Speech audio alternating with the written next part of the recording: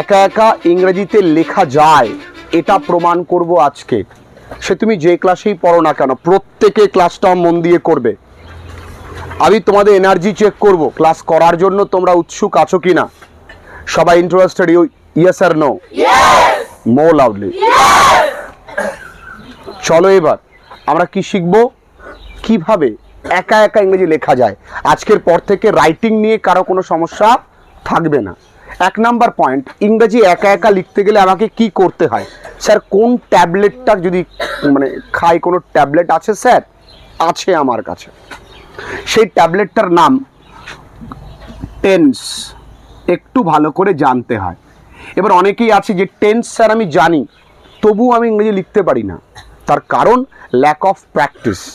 তুমি বাড়িতে পড়লে যে আচ্ছা প্রথমে প্লেনে উঠে এরম করে একটা লিভার টান দিতে হয়, তারপরে কতগুলো সুইচ চাপলে প্লেন চলে।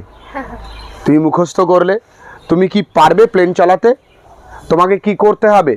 প্র্যাকটিস করতে হবে। তুমি একজন ডাক্তার হলে কিডনির অপারেশন তুমি শিখছো, এরকম করে কাটবে, এরকম করে ছড়িয়ে দেবে, কিডনি বের করে নিয়ে ধুয়ে আবার রেখে দেবে। তুমি পারবে? তার পেট কাটতে গিয়ে কি কাটবে ভগবানই জানে। তাই তোমাকে ওই সেক্ষেত্রে কি করতে হবে? প্র্যাকটিস। আর আমরা সেই ব্যক্তির কাছ থেকে অপারেট হতে বেশি পছন্দ করি যার অভিজ্ঞতা বেশি, তাই না? তাহলে দেখো এবার একটু ভালো করে বোঝো। আমি এই প্রসঙ্গেই তোমাদেরকে বলছি, দেখো আজকে আমরা লিখব ইম্পর্টেন্স অফ ক্লিনলিনেস, মানে কি পরিচ্ছন্নতার গুরুত্ব। এইটাকে আমরা এইভাবেও লিখতে পারি, কিপিং মাই সারাউন্ডিংস ক্লিন। কিপিং মাই সারাউন্ডিংস ক্লিন যদি এটা পরীক্ষায় দেয়, তাহলেও কিন্তু একই রকম উত্তর আসবে। সারাউন্ডিংস মানে আমার পরিবেশ, আমার চারপাশ। তাহলে এখানে আমার প্রথমত ক্লিনলিনেস বানানটা মুখস্থ করতে হবে। 2 নাম্বার, কিপিং মাই সারাউন্ডিংস ক্লিন, পরীক্ষায় প্রশ্ন থাকবে কিপিং ইয়র সারাউন্ডিংস ক্লিন।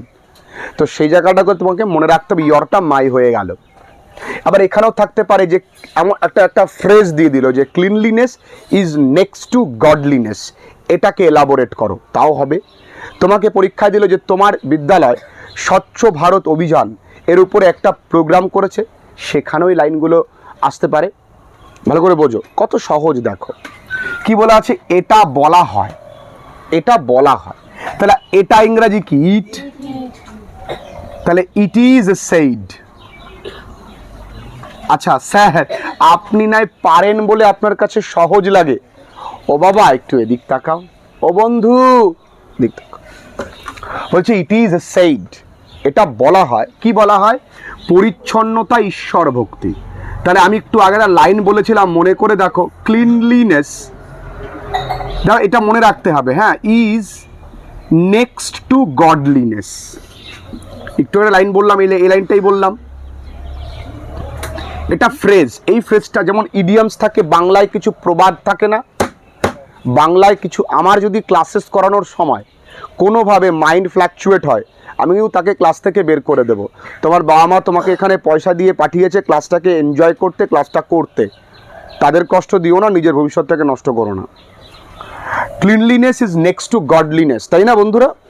এইটা ফ্রেজ, যেমন বাংলায় কিছু প্রবাদ আছে, প্রবাদ আছে না বাংলায়, আমরা বলি যে চেনা বামুনের পৈতের পরিচয় হয় না, হয় না, বলে না? তারপরে যেমন বুনো উল তেমনি বাঘা তেঁতুল, বলে তো? নাচতে জানে না উঠোন বেকা, বলে তো? এগুলোর ইংরাজি মিনিং আছে। যেমন a bad woman quarrel with his tools, এর মানে হচ্ছে নাচতে না জানলে উঠোন বেকা। তারপরে না যে চোরে চোরে মাস্তুতো ভাই, chip off the old block, এগুলো ইংরেজি আছে। তো এগুলোকে ফ্রেজ বলে বা ইডিয়ামস বলে। তো এটা একটা ফ্রেজ, এটা মুখস্থ রাখতে হবে। তাহলে আমরা কি লিখলাম? It is said cleanliness is next to godliness. তাহলে দেখলাম লিখতে গেলে অনেক ক্ষেত্রে আমাদের ফ্রেজের প্রয়োজন আছে, আমাদেরকে কিন্তু মুখস্থ করতে হবে। নেক্সট, এবার আমরা এই সারাউন্ডিংস মানে বলতে কি বোঝাই। তাহলে সারাউন্ডিং বলতে সেই স্থানগুলোকে বোঝায় যেখানে আমরা বা আমাদের প্রতিবেশীরা বসবাস করে। এখানে একটা ভার্ব আছে, কি? বসবাস করা। কারা বসবাস করে? আমরা। তাহলে আমরা, উই, তাই তো, আমরা বসবাস করি। অ্যান্ড আওয়ার নেইবার্স, তাহলে আমরা বা, তাহলে অর, তাই না?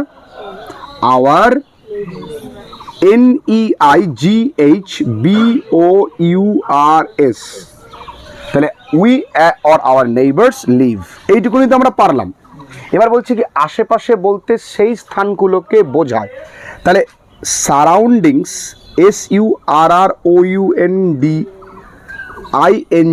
সারাউন্ডিংস, রেফার, এই বোঝানো ইংরেজি কি? রেফার টু দি প্লেসেস, সেই জায়গাগুলোকে যেখানে, যেখানে ইংরেজি কি? ওয়্যার।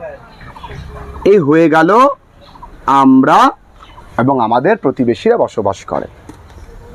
যদি বলি যে রাস্তার খাবার বলতে সেইগুলোকে বোঝায়, তাহলে street food refers to the foods, বুঝতে পেরেছ? রাস্তার খাবার বলতে সেই খাবারগুলোকে বোঝায়, তাহলে স্ট্রিট ফুড যেখানে আসবে বোঝানো ইংরেজি কি? রেফার টু দ্য ফুডস, তাই তো? সেম জিনিস। দেখো, একদিনে গাছে চড়ার চেষ্টা করবে না, ধীরে ধীরে উঠবে, আর একদিনে হবেও না। মাথায় কোনো প্রেশার দেবে না, কোনো প্রেশার নেই, পড়াশোনা নিয়ে কোনো প্রেশার নেই, আরামসে ক্লাসেস করো। সে আমার অনলাইন ক্লাসে আমি তাই বলি, অফলাইন ক্লাসে আমি তাই বলছি, কোনো প্রেশার দেবে না, রিল্যাক্স। আমরা তো ইংরেজি সবাই বলতে চাই, চাই কি না? হ্যাঁ, বন্ধু বান্ধবীরা যখন ইংরেজিতে বলবে, ইংরেজিতে বলতে পারলে it sounds much better when you speak in English, isn't it? So speaking English, it is called as a skill in future world, in future life. You have to imbibe that quality. Without this kind of quality, you will not be prosper in life. That should be comprehended. জানতেই হবে, you have to learn it. না হলে এই দুনিয়া তোমাকে ভালোভাবে নেবে না। ঠিক, চলো পরেরটা। এটা হয় একটা গুরুত্বপূর্ণ অংশ, খুব সোজা দেখো। গুরুত্বপূর্ণ ইংরেজি পৃথিবীর সবাই জানে, ইম্পর্টেন্ট। এবার দেখো অংশ কি? পার্ট। আচ্ছা, আমরা কজন লোক আছি শুধু ইম্পর্টেন্টটাকে বহুবার বলি? আমরা জানি ইম্পর্টেন্ট শব্দটা, তাহলে আমাদের কি মন চায় না? আচ্ছা, তোমরা একটা পোশাক কি সব সময় পরো? চেঞ্জ করে পরো তো। তাহলে ইম্পর্টেন্ট শব্দটাকে কেন চেঞ্জ করব না? নতুন শব্দ দিই, পিভোটাল। কি দেবো? কি দেবো? আর একটা শব্দ দিই প্লিজ। পুজোর সময় তো একটু ভালো ড্রেস কিনবো, এটা জানো? সিগনিফিক্যান্ট, জানো কি না? তাহলে এটা ইট ইজ আ, যদি এবার মজার বিষয়, যদি ইম্পর্টেন্ট হয় তাহলে অ্যান হবে কিন্তু, আর যদি পিভোটাল হয় তাহলে এ হবে, সিগনিফিক্যান্ট হলে এ হবে। কেন? আমরা জানি ভাবেন, ইট ইজ অ্যান ইম্পর্টেন্ট অংশ, ইংরেজি পার্ট, কাদের? আমাদের পরিবেশের, অফ আওয়ার নেচার। নেচার সবাই জানে, এটাকে চেঞ্জ করব এনভায়রনমেন্ট, ভাই রনমেন্ট। একটু খেয়াল রাখবো, আমি বারবার করে বলি আমার ইংরেজি সবার জন্য। ক্লাস 9-এর বাচ্চাও ফোন করে বলে, স্যার আমি আপনার কাছ থেকে আমি ক্লজ শিখেছি, ফ্রেজ শিখেছি। তার মানে কি? পুরো রাজ্য জুড়ে কোথাও না কোথাও ছেলে মেয়েদের মধ্যে ক্লজ ফ্রেজের একটা কনফিউশন থাকে। তোমাদের কাছে জল ভাত, যারা শেখেনি তাদের কাছে এখনও কঠিন। For your kind information, clause phrase class 11-এ এই বছর সিলেবাসে আবার অ্যাড করেছে। মানে 11-এর ছেলে মেয়েদেরকেও, কারণ বোর্ড বুঝতে পারছে যে 11-এ উঠেও ছেলে মেয়েরা পারছে না। তোমাদের কি প্রবলেম হবে? আর হবে না। পরিষ্কার পরিবেশ সর্বদা ভালো স্বাস্থ্য দেয়। দেয় মানে গিভ বা প্রোভাইড। আচ্ছা, তাহলে ক্লিন এনভায়রনমেন্ট, ভাইরনমেন্ট। এবারে দেয় ইংরেজিতে আমরা সবসময় জানি গিভ, কিন্তু আমরা একটু চেঞ্জ করব, কি? প্রোভাইডস। প্রোভাইডস কি দেয়? কি দেয়? তাহলে ক্লিন এনভায়রনমেন্ট অলওয়েজ প্রোভাইডস, আগে অলওয়েজ দিয়ে নাও, okay? Always provides good health. ভালো স্বাস্থ্য ইংরেজি কি? কঠিন? ওমা তুমি বলো, তুমি তো নতুন এসছো, কঠিন লাগছে? তুমি করেছো এইভাবে কখনো ইংরেজি ট্রান্সলেশনস? করনি। তুমি যদি 8 পর্যন্ত করতে পারতে তোমার কাছে এটা আরো সহজ লাগতো, লাগতো কিনা? এটা করা উচিত কিনা তুমি নিজে বলবে আমায়। যদি আমি নিজে লিখতে নাই পারি তাহলে পরীক্ষায় কত রাইটিং মুখস্থ করব? আমার দ্বারা কি সম্ভব মুখস্থ করা? সম্ভব নয় তো। তাহলে আমরা তো লিখতে পারবো। আমি যদি ক্লাস 10-এর ছেলে মেয়েদের বলি 200 রাইটিং মুখস্থ করতে পারবে? ঊর্ধ্বে 5টা 10টা 20টা 50টা, তারপরে লিখতে হবে, কোনো ব্যাপার না। কিন্তু বর্তমানে অত্যাধিক আধুনিকরণ, তাহলে বর্তমানে ইংরেজি পৃথিবীতে সবাই জানে। আমরা ট্রেনে বাসে সবাইকে বলতে শুনি, কিছু না পারুক আর না পারো ইংরেজি বলে, বাট ওখানে গিয়েছিলাম অ্যান্ড দেখা হয়েছিল, দেন তুই কোথায় গেছিলিস, অ্যান্ড তুই তারপরে এসেছিলিস, বাট আমি গিয়েছিলাম, মানে ওই এমন একটা অ্যাটিটিউড নেয় যে ইংরেজিতেই বলতো, তুই বুঝিস না বলে বাংলায় বলছে। আমাদের স্যার বলতেন, হয় তুমি শুদ্ধ বাংলা বলো, না হলে তুমি পুরোটা ইংরেজিতে বলো, এরকম বিধবা ইংরেজি বলো না। কিন্তু বর্তমানে, বাট নাও, বর্তমান ইংরেজি নাও না লিখে আমরা অ্যাট প্রেজেন্ট লিখতে পারি। অত্যাধিক, অত্যাধিক ইংরেজি কি? Excessive,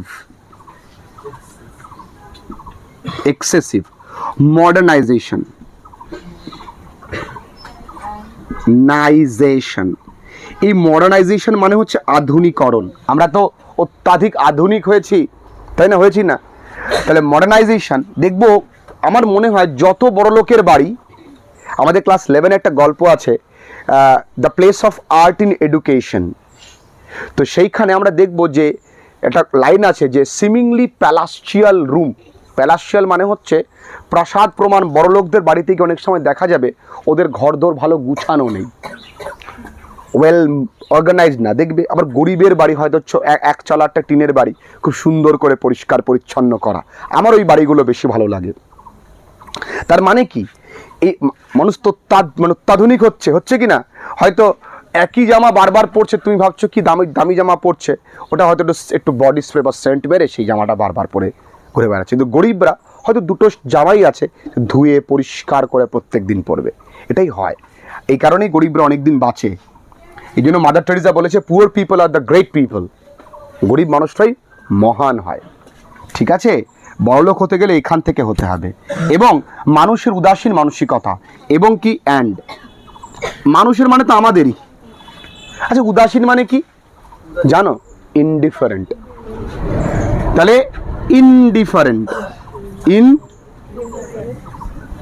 DIFFERENT, indifferent. ওমা, ইনডিফারেন্ট ছাড়া আর কি ইংরেজি আছে? আছে, কি আছে? Ignorant, ignorant. আচ্ছা, মানসিকতা ইংরেজি কি তোমরা জানো? আউটলুক। ঠিক আছে, এগুলো নতুন তো জানবো আমরা, কিছু সব কি জানি, হয়তো জানতে হবে। আমি যদি কাউকে বলি এই মেলা ফ্যাচ ফ্যাচ করিস না, তো ইংরেজি কি? এই মেলা ফ্যাচ ফ্যাচ করিস না, তো ইংরেজি কি? কি ইংরেজি? Do not babble, do not babble. তুই বলতে গিয়ে গ্যাবেল বলে ফেললে, সমস্যা। তুমি কি বলবে? Stop harping on your words. কি বলবে? Stop harping on your words. মানে ফ্যাচ ফ্যাচ করো না। হার্পিং মানে বিনা বাজানো, মানে একটা লোক যদি নিজের কথা বারবার বলেই যায়, তখন বলবে প্লিজ স্টপ হার্পিং। শেষ। কত সুন্দর ইংরেজি। Our indifferent or ignorant outlook কি করছে? আমাদের পরিবেশকে দূষিত করছে। দূষিত করা ইংরেজি কি? দূষিত করা ইংরেজি কোনটা? কোনটা? কোনটা? মিনেট। দেখো এখানে লেখা আছে কোনটা মিনা। আর কি আমরা একজনকে জিজ্ঞাসা করছি এখানে কোনটা মিনা, কোনটা? ওই মিনা কোনটা? এই যে কন্টামিনাটে, কন্টামিনেট, মনে থাকবে। কন্টামিনেট, দূষিত করছে। এটা কোন টেন্সে আছে বাবা? Present continuous. তাহলে কন্টামিনেট হবে না কন্টামিনেটিং? কন্টামিনেটিং। কাকে দূষিত করছে? আওয়ার এনভায়রন। ও বন্ধু, শুনতে কি পাও? দেখো তাহলে কি হচ্ছে, তাহলে এটা কন্টেন্ট তুমি বুঝতেই পারছি, দূষিত করছে। আর যদি দূষিত করে বলতাম তাহলে কন্টামিনেটস লিখতাম বা কন্টামিনেট লিখতাম। এবার আসো, নোংরা পরিবেশে থাকা আমাদের শারীরিক ও মানসিক স্বাস্থ্যের উপরে প্রভাব ফেলে। সত্যি তো তাই। নোংরা আবর্জনাপূর্ণ পরিবেশে থাকলে আমাদের শরীর তো খারাপ হবেই, মনটাও খারাপ হবে। তাহলে কি, দেখো নোংরা পরিবেশে থাকা, তাহলে এখানে আমি লিখতে পারি লিভিং ইন ডার্টি প্লেস। আমরা লিভিং না লিখে আমরা কিন্তু এখানে লিখতে পারি স্টেইং ইন ডার্টি প্লেস। কি করে? ক্যান ইম্প্যাক্ট অন আওয়ার, দেখো শারীরিক কি, ফিজিক্যাল, শারীরিক অ্যান্ড মেন্টাল, মানসিক, স্বাস্থ্য ইংরেজি সবসময় হেলথ না লিখে আমরা লিখতে পারি ওয়েলবিং। কত সুন্দর না? তাহলে living in dirty place can impact on our physical and mental wellbeing. দেখো ইংরেজি আমি পড়বো, শুনতে বেশি ভালো লাগবে, তুমি পড়বে শুনতে ঘুম আসবে, তাহলে সেটাকে সেই জায়গায় নিয়ে যাও, take it to that level that when you say something in English people gonna listen you, মানুষ তোমার যেন শোনে, তাই না, উইথ র্যাপ্ট অ্যাটেনশন। আমি খুব ভালো ইংরেজি বলতে পারি না, তবু I try. When I speak, some of my friends living in abroad, they say that Mr. Majumdar, ওরা তো মজুমদার বলতে পারে না, Mr. Majumdar, you speak very polished, very well. How? So I practiced. আমি প্র্যাকটিস করেছিলাম, so I got my reward. আমি আমার পুরস্কার পেয়েছি। তুমি প্র্যাকটিস করো, সব পাবে। আমরা এখনো প্র্যাকটিস করি, সবাই সব জানে না, আমাদেরকে কন্টিনিউয়াসলি শিখতে হয়। ক্লিয়ার বাবা? কঠিন লাগলো? একটু জোরে বলো, বুঝতে পেরেছি? Yes or no? ভালো লেগেছে? আমরা যদি এইভাবে ক্লাসগুলো করতে পারি, আমাদের কি প্রবলেম হবে মা? পারবো আমরা? পারবো তো? চলো।